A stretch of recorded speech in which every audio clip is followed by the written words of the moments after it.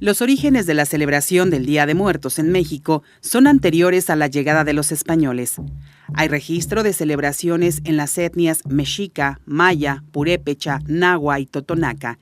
Los rituales que celebran la vida de los ancestros se realizan en estas civilizaciones por lo menos desde hace 3000 años. En la era prehispánica, era común la práctica de conservar los cráneos como trofeos y mostrarlos durante los rituales que simbolizaban la muerte y el renacimiento. El festival, que después se convertiría en el Día de Muertos, era conmemorado en el 9º mes del calendario solar mexica, cerca del inicio de agosto, y duraba un mes completo. Las festividades eran presididas por la diosa Mictecacihuatl, conocida como la Dama de la Muerte, actualmente relacionada con la Catrina de José Guadalupe Posada y esposa de Mictlactecutli, señor de la Tierra de los Muertos. Las festividades eran dedicadas a la celebración de los niños y las vidas de parientes fallecidos.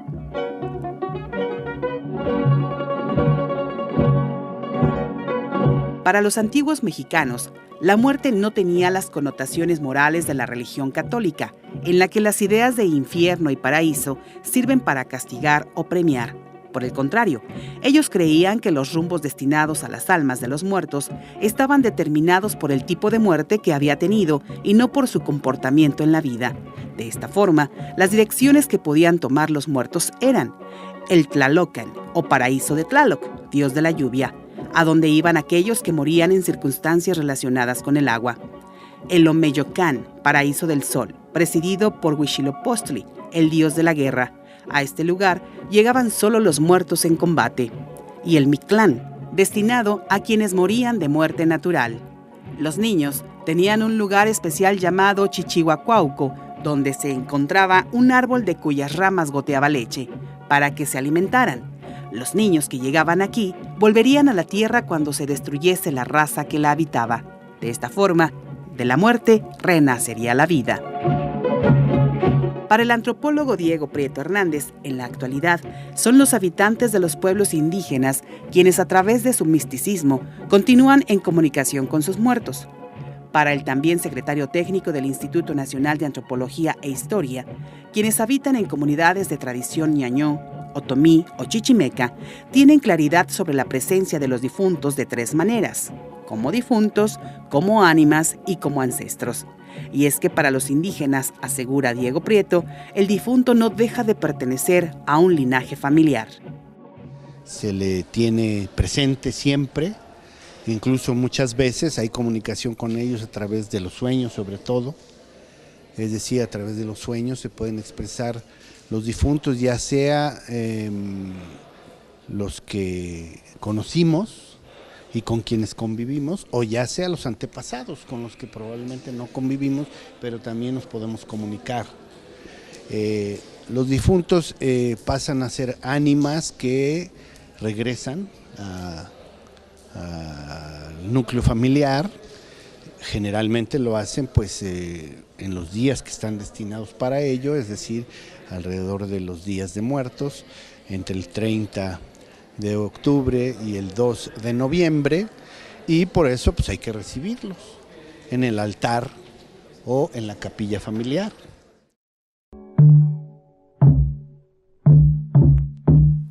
A 60 minutos de la ciudad capital, en una zona árida del territorio queretano, se ubica el municipio de Tolimán, donde una tradición ancestral no muere y generación tras generación rinden culto a sus muertos.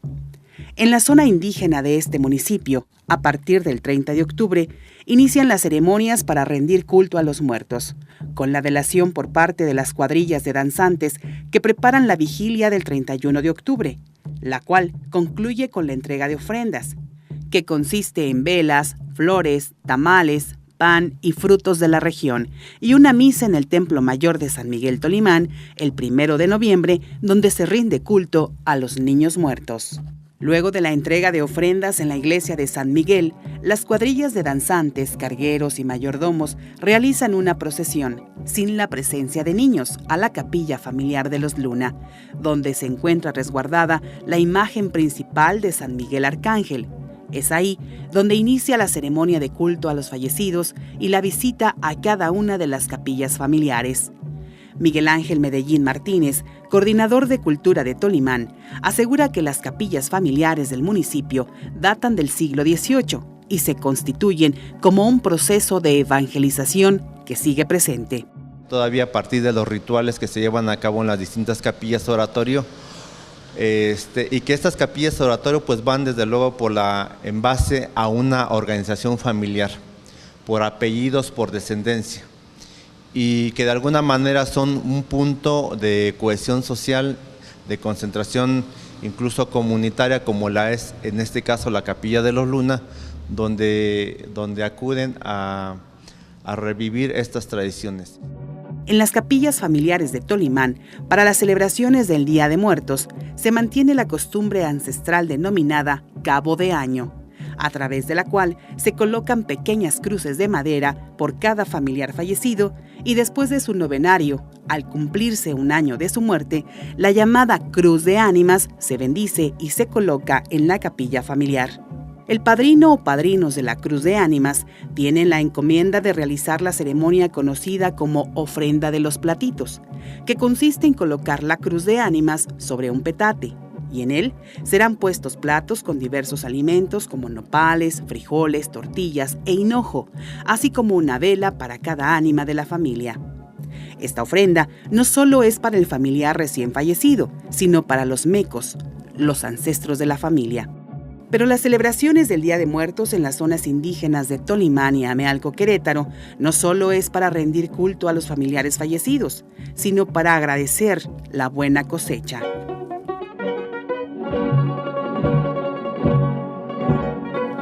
Virginia Chaparro Sánchez, cronista del municipio de Amealco, afirma que las actividades con motivo del culto a los muertos son también la oportunidad para celebrar el cierre del ciclo agrícola, el cual inicia con la bendición de las semillas en el mes de febrero. Se cierra el ciclo agrícola otra vez con los mismos alimentos, con los tamales, que es el día 2, y hay que ofrecerles a los que ya se fueron, a los ancestros, todo lo que ellos nos dejaron aquí, que se producía, que se cosechaba, que se hacía, que los frutos de la tierra que se lograban, hay que ofrecérselos al difunto en esta ofrenda del Día de Muertos. Es así que durante la colocación de los altares, además de ofrecer al difunto lo que más le gustaba en vida, se colocan productos de la buena cosecha como el maíz y sus derivados, atole, tortillas, tamales, así como calabazas y camote.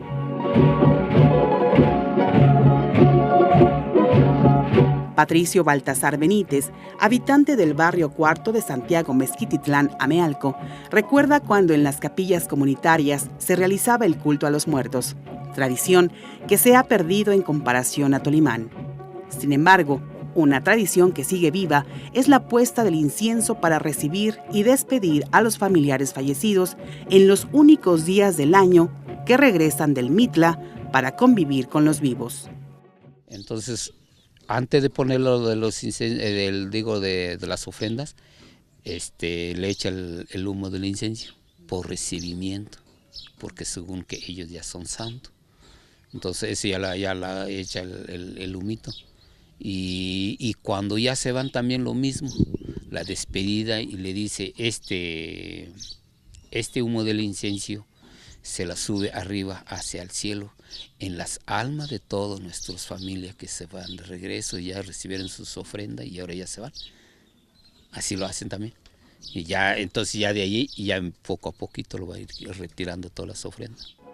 Los niños siguen teniendo en la costumbre indígena un lugar especial durante la puesta de los altares, como la colocación del atole o chocolate, recordando el chichihuacuauco, el árbol de cuyas ramas goteaba leche.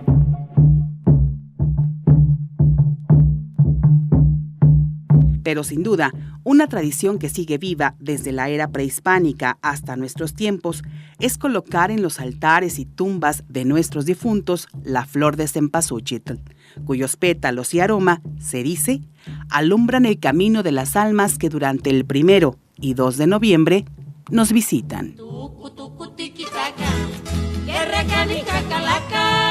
Cuando menos lo pensamos, nos hace tirar la pata y yo me le escapé una vez. toco y me atrapa. Para Radio y Televisión Querétaro, Laura Rojas.